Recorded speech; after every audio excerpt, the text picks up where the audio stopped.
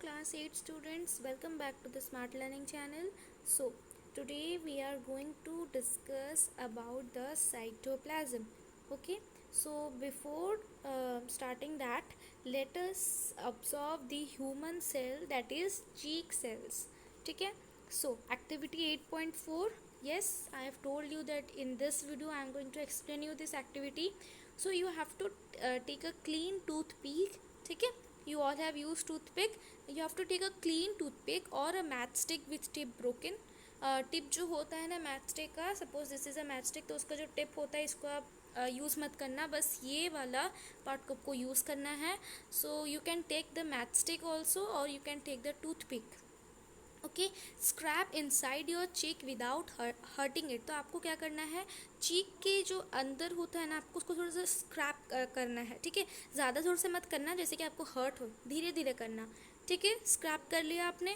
फिर उसको क्या करना है, एक ड्रॉप ऑफ वाटर, एक ग्लास लेना, उसमें पानी रहेगा तो आपको उसमें place it in a drop of water on a glass slide. तो ग्लास स्लाइड में वाटर होगा तो आप उसमें डाल दीजिएगा वो टूथपिक को. ठीक है, add a drop of iodine and place a cover slip over it. फिर उसमें आप एक ड्रॉप आयोडीन डालिएगा और फिर उसको आप बंद कर लीजिएगा, कवर स्लिप कर लीजिएगा.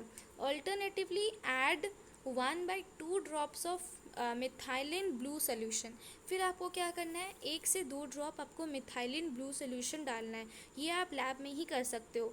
ठीक है, observe it under the microscope. आप जैसे ही डालिए मिथाइलिन ब्लू सोल्यूशन, फिर आपको माइक्रोस्कोप से ऑब्जर्व करना है. You may notice several cells in the scraped material. और आपको बहुत सारे सेल्स नज़र आएंगे.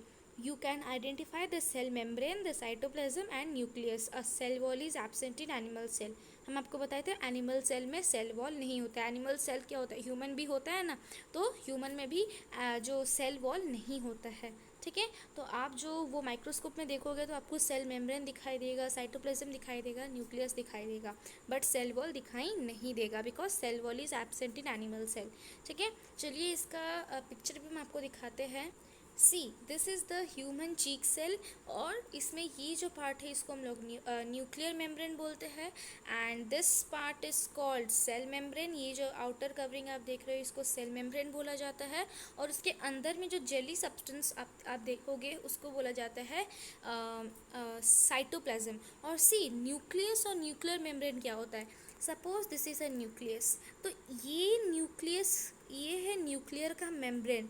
ठीक है, ये कवरिंग है और न्यूक्लियर मेम्ब्रेन के अंदर का क्या है, nucleus. So this is called the nucleus and this is known as the nuclear membrane. ठीक है, न्यूक्लियर मेम्ब्रेन बोला जाता है. तो यहाँ पर आपको ये जो आउटर कवरिंग दिख रहा है इसको न्यूक्लियर मेम्ब्रेन बोला गया है, और इसके अंदर जो आपको चीज़ें दिख रही है उसको बोला गया है न्यूक्लियस. तो ये सब आप जब लैब में करोगे तब आपको ये सब देखने को मिलेंगे. क्लियर है, this activity is clear to you. Now let us understand cytoplasm.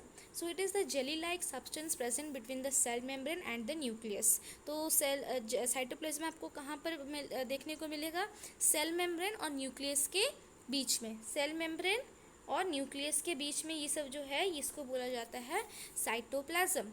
Various other components or organelles of cells are present in the cytoplasm. तो बहुत से organelles सेल के यहाँ पर प्रेजेंट है. कहाँ पर, साइटोप्लाज्म में. वो सब क्या है, mitochondria, Golgi bodies, ribosomes etcetera. You will learn about them in later classes. बस आपको अभी नाम याद करना है कि साइटोप्लाज्म में कौन कौन से ऑर्गेनल्स प्रेजेंट है.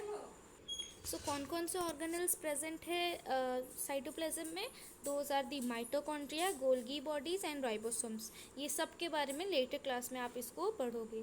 Clear, cytoplasm is clear to you. In the next video we are going to do nucleus. Okay, thank you so much students.